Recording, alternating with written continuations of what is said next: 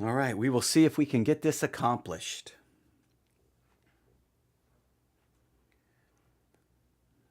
We will wait for YouTube to begin. Wait, I thought it was about to begin. There goes a notification. All right. Now I'm going to go to YouTube really fast, make sure there's no notification. Oh, there's a lot of notifications. I don't think anyone has said anything too upset with me.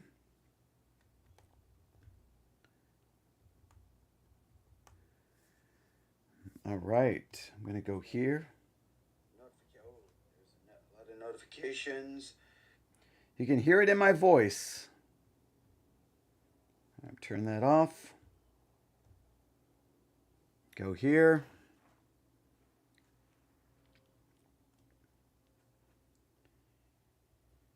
All right. Let me listen to myself here. Turn that off. How do I sound? Test 1, 2, 3. Test. Here. How do I sound? I sound probably worse, or in my mind, I hear myself. Hang on, I'm waiting to hear. All right. Trying to hear myself. Let me listen to myself here. It's not too bad. It's not too bad. I could really lean into it. Make it sound a little worse, but I'm not going to do that. I am drinking some ice cold water. I'm going to turn up the volume.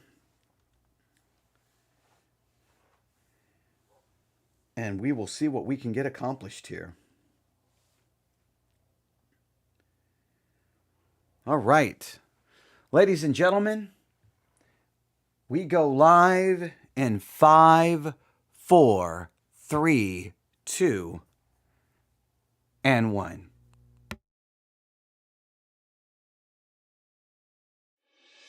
Looking at our world from a theological perspective, this is the Theology Central Podcast, making theology central. Good evening, everyone. It is Friday, September the 19th, 2025. It is currently 6:34 p.m. Central Time, and I'm coming to you live from the Theology Central studio located right here in Abilene, Texas. Now, before we get to a very important discussion, I have to just go ahead and address this because if you listen to me all the time, you can hear it. You're probably thinking, what is wrong with his voice? Something is up. And I told you that COVID was in this house. I told you that I had locked myself away, isolated myself to stay as far away from COVID as I could be. But, well, I'm hoping that this is it, that this is all that's going to happen. I'm just going to have some voice issues, right? My voice is kind of sore. That's it. I'm hoping that's all. I know it's probably the beginning, but we will see. So I knew, okay, look, if my voice is this bad on Friday at 6:35 p.m. Central Time, what is it going to sound like 12 hours from now? What is it going to sound like 24 hours from now? So I'm like, I still have a voice. I probably should try to do something. I probably should try to do a broadcast, right? Just in case more symptoms come on. Even if no more symptoms come on, if my voice gets worse, then I'm not even going to be able to broadcast. So I'm like, okay, what do I do? What do I do? What do I do? So I sat down, I opened my computer, and I went to sermonaudio.com. I'm like, let me just look around and see what's going on at sermonaudio.com. The first thing I saw is that Gilead Baptist Church is having its Foothills Camp meeting. I'm like, okay, is this the first meeting? Is it the second meeting? Are they going to create a series? So I went to Gilead Baptist Church, hit follow, so that when they upload things, it will be added to my feed. And I'm like, well, maybe I'll keep up with what they're going to talk about at the camp meeting. It'll be interesting. And so I'm like, okay. And so then I thought, well, maybe I just sit here and listen. I'm like, well, if I'm sitting here listening to it, I'm not doing a broadcast. So let me look around. So I clicked on the home tab, and at the very top of sermonaudio.com, at the very top in black and white, it says hashtag Charlie Kirk, And then there is a picture of Charlie Kirk holding a microphone. And I'm like, okay, so sermon audio, the largest library of conservative sermons, the very top thing when you go to sermon audio is Charlie Kirk. Now, you can draw whatever conclusion you want from that, but I was like, oh, that's interesting. And then I noticed not only are they promoting this hashtag Charlie Kirk, underneath it says, Charlie Kirk, a popular conservative voice and outspoken Christian commentator, was fatally shot in the neck by an assassin's rifle during, let me see if I can get here for it to read everything. By assassin's rifle during a campus speaking event at Utah Valley University on September the 10th, 2025. And they have an entire collection of, well, I'm assuming sermons they picked dealing with the death of Charlie Kirk. So again, if you go to sermonaudio.com, go look at it right now. You'll see Charlie Kirk, hashtag Charlie Kirk. There he is. Then it has that description. Let me read it all. You have to go to the other page to see the whole thing.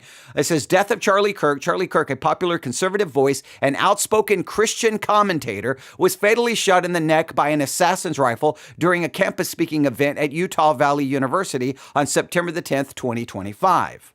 All right. Now, so immediately I'm like, okay, this is, now I know for a while the hashtag for Charlie Kirk was kind of trending on Sermon Audio. That means there were a lot of messages being uploaded dealing with the assassination of Charlie Kirk. And when I discussed the assassination of Charlie Kirk, I said to pay close attention to kind of a number of narratives that I think are arising, right? And that I think will arise. It was kind of being predictive, right? And I think one was kind of like canonization. Everyone's going to basically treat Charlie Kirk as if he's a saint. They're gonna basically, it's gonna be Saint Charlie Kirk. He's going to be viewed as a saint. Look for the martyr narrative. He's going to be viewed as a Christian martyr and be listed with, heroes of the faith, as if he's a Christian martyr. A third thing will be this kind of revival narrative. There's going to be almost a revival narrative and it's going to be hard to see. Is it a revival to Jesus Christ or is it a revival to Charlie Kirk? And I say, and you've got to hear how I'm saying this because I think it has to be at least considered. Some of the things I have seen, some of the images, some of the memes going around, it almost feels like Charlie Kirk, put your faith in him and invite him into your heart. And I know that's not what the people who are promoting it would mean, but it's almost elevating Charlie Kirk as revival, but it's revival to Charlie Kirk. It's a revival because of Charlie Kirk, not a revival because of Christ and him crucified. And I know they're trying to merge the two, but the messaging has become really, really weird. So if there is a revival, is it a revival to Christ or is it a revival to conservatism? Is it a revival to MAGA? Is it a revival to Trump? Is it a revival to Republican political ideology? So we've been watching that. And then, of course, you'll have the pushback and the criticisms of Charlie Kirk and maybe even being celebratory about what happened. There's going to be a wide range of those who push back. And so I told you to watch for those narratives. Oh, and I also told you to look for the narrative of conspiracy theory and misinformation. And all of that played out. I mean, all of those narratives appeared. And I'm not saying, oh, look, I predicted it because, anybody could have predicted those narratives. It was already happening when I was doing the broadcast. So here it is on Sermon Audio. Sermon Audio and the lead thing is Charlie Kirk. I don't know, right? Is that so, but there's a collection. So again, if you go to the homepage of Sermon Audio, that says View Collection, click on Collection, and they currently have the featured sermon is How Should Christians Respond to the Charlie Kirk Assassination from Founders Baptist Church. The text is Ephesians 4:26 and Romans 12:19. I can't tell how long it is. Let me click on it. It is 31 minutes. It is 31 minutes. So you may want to go check that out, all right? Then underneath that, we have a message that's 1 hour and 4 minutes called Trust in the Lord. Then we have the Charlie Kirk assassination from Founders Baptist Church, the death of Charlie Kirk, Charlie Kirk, Heaven Sings. Okay. Jesus' confrontation with, and I don't know what this is, with evil. And then the death of Charlie Kirk, and I think that's it. There's a featured article, which we've already referenced that article. And then they do have underneath that newest hashtag Charlie Kirk and see all. Then they have every message that has been uploaded under that hashtag Charlie Kirk, which you'll see mine. Trump versus free speech, Theology Central. So they at least allow the rest. Sermon Audio has chosen the messages they want in the collection, but I am very appreciative that underneath the collection, it does have all the sermons under that hashtag. I am appreciative of that because they could have just closed it out and said, here's the collection, here are the sermons we want you to hear, and we're not going to point you to the hashtag. So that I'm very appreciative of that. Underneath the hashtag, there are 211 sermons. 211. That gives you plenty to explore and see. I have a feeling that what I have presented has already received great pushback, and people have gotten upset with me. I think for the most part, when I've dealt with the Charlie Kirk assassination, I've simply tried to say, here are the narratives. And I haven't been even very critical of any of the narratives, more so just trying to present them. I obviously have some strong feelings because I do believe all the revival talk is not a revival of Christ and Him crucified and doctrine and theology and scripture. It's to a morality. It's to a political ideology. And I am going to continue to remain critical about that because I think it's a problem. And I will. Now, I have not explored this because I am fascinated by this. Because almost every Christian of every doctrinal and theological stream has embraced Charlie Kirk as a saint, as a martyr, as one we should look to. I mean, you've got Reformed Baptists, Presbyterians, Reformed, non-Reformed, charismatic, non-charismatic, everything. Now, if you've ever heard of Fighting for the Faith with Chris Rosebrough, he did a program about the assassination of Charlie Kirk, and he does refer to Charlie Kirk as a martyr, all right? There are others, even on Sermon Audio, who has pushed back on the martyred thing. But there were some people who, sounds like longtime listeners of Chris Rosebrough, who was somewhat confused because they were like, wait, Chris Rosebrough is going all in on Charlie Kirk. Wasn't Charlie Kirk associated with possibly those in connection with the New Apostolic Reformation? Now, I don't know if that's accurate. I don't know if that's true. I haven't investigated that. But if Charlie Kirk has either platformed people from that theological stream or he's connected to that theological stream, this is where I get confused, right? Because in life, for many, if someone's connected with the New Apostolic Reformation, we're going to brand them a heretic. We're going to say, that's false doctrine. That's heresy. But I guess if you are associated with it in some way and then you are assassinated, all of a sudden that association goes away and now you're not questioned about being a heretic. Now, I'm not saying he was associated with it. I'm saying there were many people who raised it up in the comment section. So I would need to investigate it. But let's just say it was true, then we can say, wait, he platformed people from the NAR. He was on he spoke in their place. Like something's going on here. Does that matter anymore? Or you're not supposed to bring that up? And I've seen this before in my life as a Christian. Christians will be killed in maybe somewhere in Africa or in some other country by Muslims or wherever. And it'll be like, these Christians were slaughtered. These Christians were martyred. This is horrible. And then I'll take 5 seconds. And I'm like, wait, those were Catholics. You don't believe Catholics are Christians. So now you're claiming them Christians because they were killed?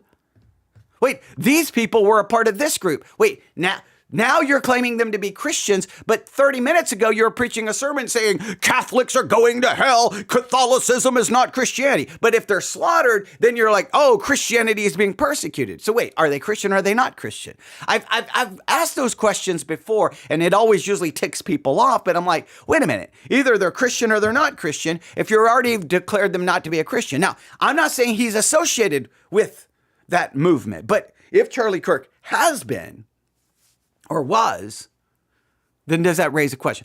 So there's a lot of things already going on about this, and I'm watching a lot of these narratives unfold. So it's something we're going to have to keep watching. So on Sermon Audio, you go to the page, and the first thing you see is Charlie Kirk. I just find that somewhat interesting, right? I just find that interesting that the collection right now is Charlie Kirk. Now, I understand it's perfectly okay for them to set aside a section that's dealing with current events because they have to be dealt with. And I think the church should be talking about it. It just seems like Charlie Kirk now has become the topic for Christianity right now. I mean, look at my last few broadcasts. They've dealt with it as well. In some ways, you can't escape it. But I'm trying to look at it from, whoa, where are we going here? And everyone else is going all in. So I don't know.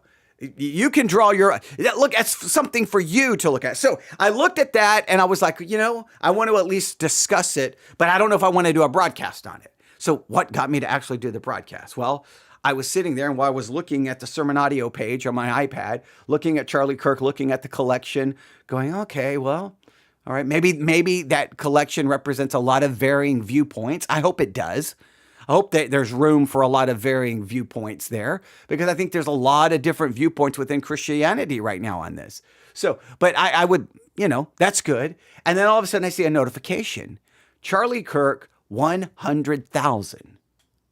And the notification that wasn't coming from Sermon Audio, it was coming from my other podcast apps. I'm like, Charlie Kirk, 100,000. So I'm like, let me look. So I went to my podcast apps. I'm like, where is this? Where this? And where is this? And I finally tracked it down. It's the CBS Evening News broadcast that just finished, I guess.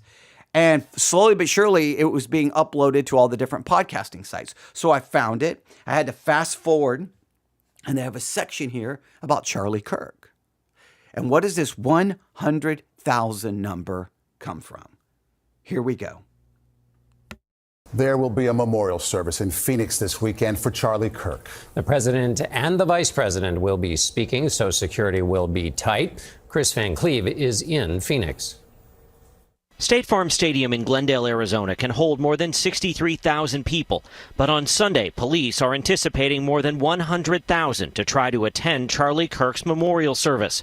So many, his organization Turning Point USA also reserved the hockey arena next door. President Trump, Vice President Vance, and other VIPs will also be there, prompting several federal law enforcement agencies to issue a new warning Thursday. In an assessment obtained by CBS News, law enforcement said they are tracking several threats against those planning to attend the memorial, but emphasized there is no information suggesting a verified or credible plot. Glendale Police spokesman Jose Santiago. Okay, so 100,000 people are going to attend his memorial. 100,000, maybe even over 100,000. Now, obviously, we don't want there to be any violence in any way, shape, or form. So, we're going to be looking at that. But I was thinking, what should we watch for during the memorial? I don't know if you're going to watch it. I don't know if you're going to keep up with it. But if you do, what should you be watching for? And what is going to come from the memorial? We're going to go into the memorial, over 100,000 people. I don't know how many millions of people will possibly watch on the internet, television. A lot of people are going to watch. And then from that event, there's going to be things arise. So one thing we can keep track of, just very simple, just watch Sermon Audio. Keep looking under that hashtag, Charlie Kirk. It's 211 sermons. By Sunday or Monday, does that 211 jump to 500, 600, 700, 100? And what is going to be said on Sermon Audio about the memorial? Is this going to turn into? What is it going to turn into? Watch that closely. That's easy for you to keep up with. But while you're watching the memorial, I think there's some things to follow, all right? So first, you can pay close attention to the speakers and who is present. That's something it's going to be easy for you to see, because the choice of who has a public platform will signal who is shaping the legacy, which parts of his ideology get elevated, and which alliances are emphasized. Who is speaking? Who is speaking? Because they're going to shape his legacy. Which parts of his ideology are they going to elevate? Because the parts of the ideology that are elevated, that's going to become the legacy. And the elements of his ideology that are elevated are going to be the elements that people are going to cling to in light of the memorial. So I think we know we're going to expect major conservative figures, right? Donald Trump, J.D. Vance, Turning Point leadership. I'm going to be looking for religious leaders. Who are going to be the religious leaders that speak? Are they going to be from Calvary Chapel? Are they going to have any associations with the New Apostolic Reformation? Who's going to be the religious leaders? From a theological standpoint, that's what I'm going to be looking for, because those religious leaders are going to then possibly be the theological voice of the legacy of Charlie Kirk. And when whichever direction Christianity goes after Charlie Kirk's memorial, they may be driving the theological direction. And that's something we're going to be looking at, is what books are going to be written coming out of. There's going to be, I guarantee you, the Christian publishing world are probably already have books in the works about Charlie Kirk. There's probably, I say this with all due respect. There's probably going to be a Charlie Kirk devotional, a Charlie Kirk Bible study. You think I'm joking? There probably will even be a Charlie Kirk study Bible. I guarantee you, there's going to be the Christian publishing world will merchandise this to death. You watch, and whoever the religious leaders are, you look to see who they are, especially who they speak at the memorial service. So that is something to pay close attention to. All right? Look at who is speaking, who is present. Look for the tone and the framing.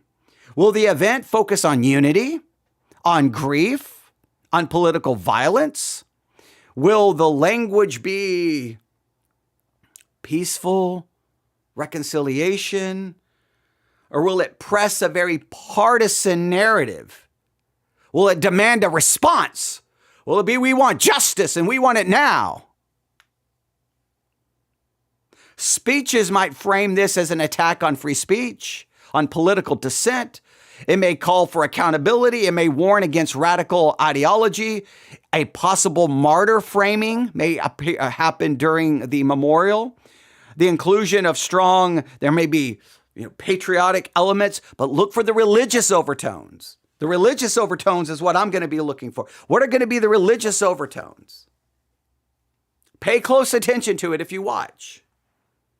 Don't just watch passively, watch actively. Looking at everything that shows up on your screen, it's there for a reason, and just look at what it's what emotion it's bringing and where things are going. So watch those things.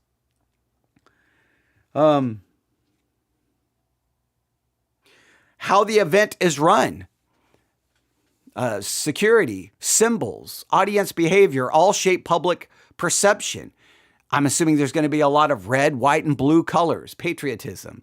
There's going to be obviously a giant crowd. Will there be any religious symbolism? All right. Yeah, I've got some other things here that I wrote down, but I think I could go through into greater detail. Just pay attention. Look, and to me, for the sake of this podcast, look for the religious, look for the theological, look for where God is invoked and Jesus Christ is invoked. What scriptures are being referenced? How are the scriptures being handled? That whole thing, because I want to know where this goes from a theological standpoint. Now, after the memorial, I think we have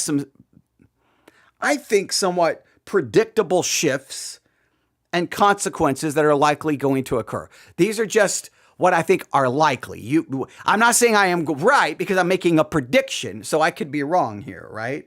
I think here's at least what we can expect in the short term, days to weeks after, right?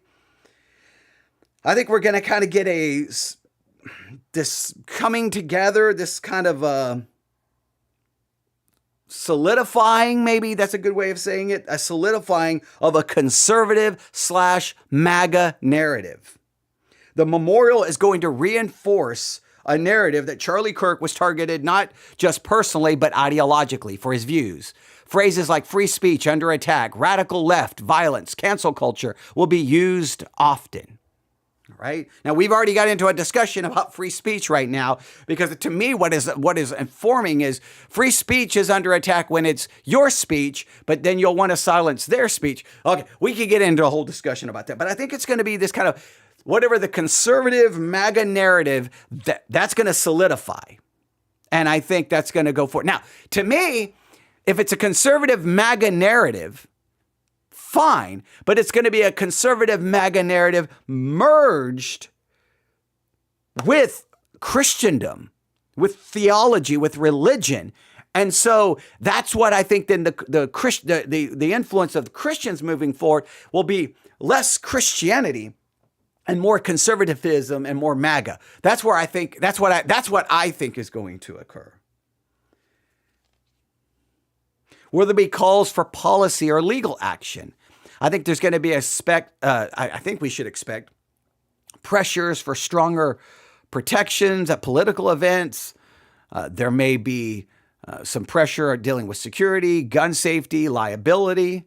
There will probably be pushes by conservative lawmakers for tougher laws on political violence, possibly more ways to do surveillance or monitoring of extremist ideologies presumed to be on the left. So there's going to be, hey, we're going to list these people as these groups as being a part of an extremist ideology, and then we want a way that we can do surveillance on them, that we can monitor them, or that we can do something to them. Right. And you can already see one of those things, right? You've already started seeing it today. There's already calls to basically label anyone transgender almost as an extremist ideology, and wanting to monitor it, to get names, to do a lot of things. It's going to, with something like this has 1692 Salem witch trials all over it, right? There's almost the great satanic panic of the 80s. So it's going to be, I think one of the things that's going to come from this is going to be like, we need policy and legal action to go after transgender. Transgenders are going to be blamed. And then it's going to be monitor, punish, isolate, ban, go after. And I think we're already seeing that already underway. So I think that will intensify immediately after the memorial. All right. There's going to be a kind of a solidifying of conservative MAGA narrative, and there's going to be a call for policy and legal action. But I think it's called scapegoating. We're going to point to a group and say they're responsible, and then all the fear is going after them. Even if we can pull up 900 statistics to saying, well, most mass shooters it doesn't matter. It's not going to matter. It's not going to matter. One group is going to get blamed, basically, or two or three groups or two or three ideologies, and they're going to go after that. That's what my fear is. How long will that last? I don't know. We'll see. All right. I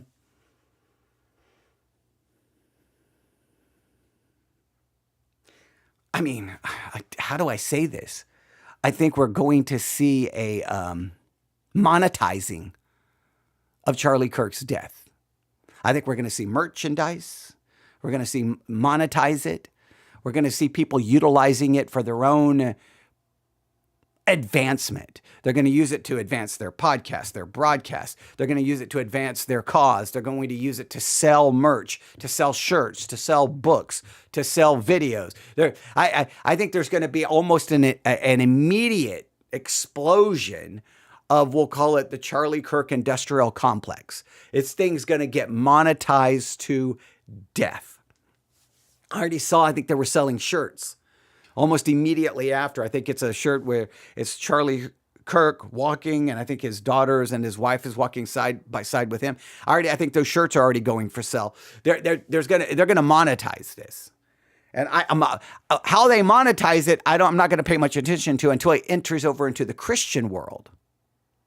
And then if it's all of a sudden the Charlie Kirk study Bible, the Charlie Kirk devotional, the Charlie Kirk, I don't know what, then that's where I'm going to be like, I don't know. Then we can talk about it. All right.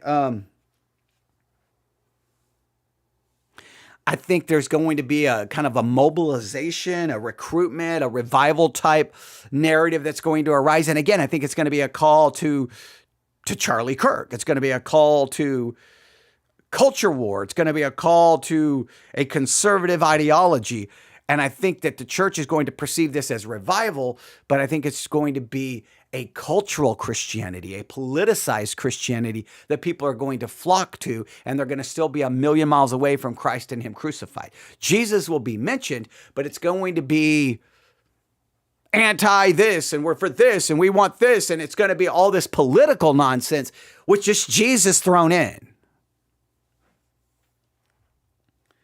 Oh, of course, we could just expect conspiracy theories and disinformation and micro messaging and all of these other. There's just going to be an explosion of the conspiratorial concept. It's just going to go everywhere. The conspiratorial thing is going to go everywhere. I think you can just watch that. That's guaranteed. All right. And I think that there's going to be, we've already seen it. I think it's going to be a full-blown attack on free speech. I think that's going to come immediately after the memorial. It's already started before the memorial. So some of my predictions are already based on just what's already arisen. There's going to be a full-blown attack. No, you will not criticize Charlie Kirk. You will not criticize Turning Point. You will not criticize President Trump. You will not criticize J.D. Vance. You will not criticize MAGA. You will not criticize the Republican Party, or we are coming for you and you will be silenced. And we talked about that in our last broadcast because it's already started.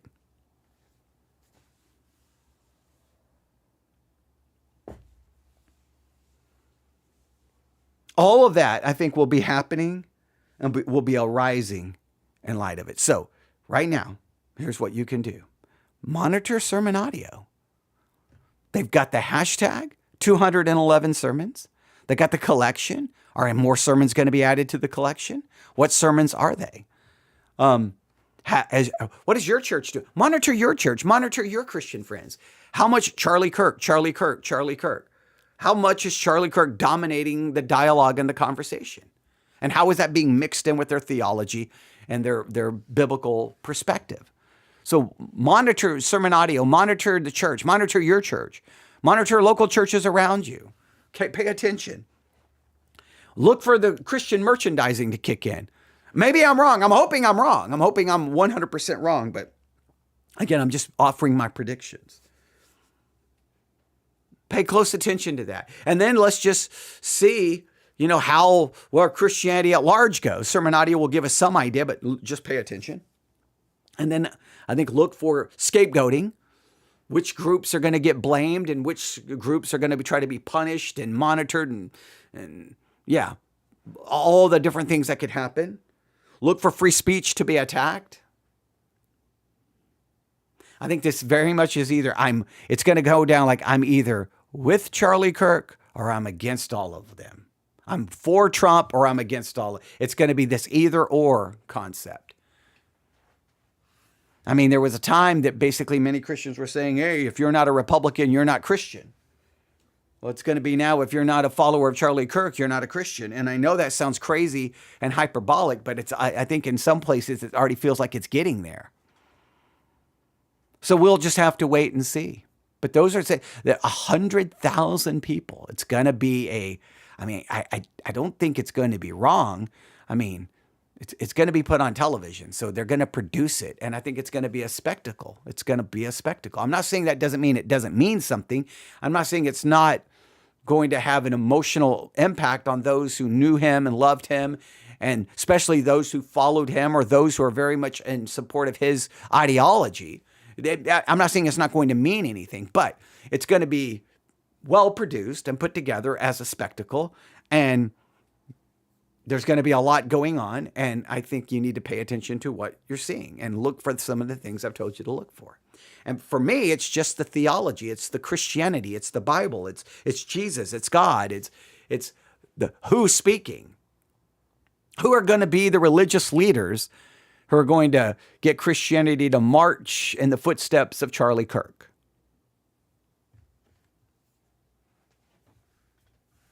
And we should be just marching in the steps of Christ.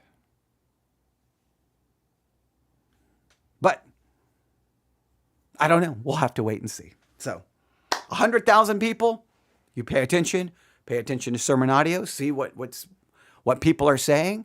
Hopefully there's a wide range of voices and perspectives. But the main thing is I hope that everyone who are posting things on sermon audio, whether I agree with him or I know I probably disagree with them politically, but even if we disagree politically, I hope that everyone's in agreement of trying to call people to Christ, to him crucified, that the focus is on Christ, not Charlie Kirk. I know what they're going to say. Charlie Kirk, if we look to Charlie Kirk, he points us to Christ. I'm just somewhat baffled because I never, in all of my years of seeing Charlie Kirk videos and seeing him here or there, did I ever go, that's the man that's pointing me to Christ. That's the man that's pointing me to Scripture. That's the man that's pointing me to theology. I have never thought that, and I never really saw people say that. I mean, I'm not saying there were none, but it was all about MAGA and Trump and politics and conservatism and no to this and pointing this. And well, we could get into some of the comments he made. I didn't see Christ crucified in Bible and theology. But all of a sudden now he was the leading Christian voice of a generation. And I'm like, if he was the leading Christian voice of a generation, then the new generation is so politically corrupted and so politically hijacked, then there's no hope for biblical Christianity because now we are connecting biblical Christianity with something that's purely just political. And that's where my problem is. So there we have it. All right. Thanks for listening. Who knows where we're going to be? I don't know. It's the next couple of weeks and months. It's going to be, I'm already feeling that between now and the end of 2025, it's gonna get dark, I think, in a lot of ways. So, but we'll see. All right. Thanks for listening. Everyone have a great weekend. God bless.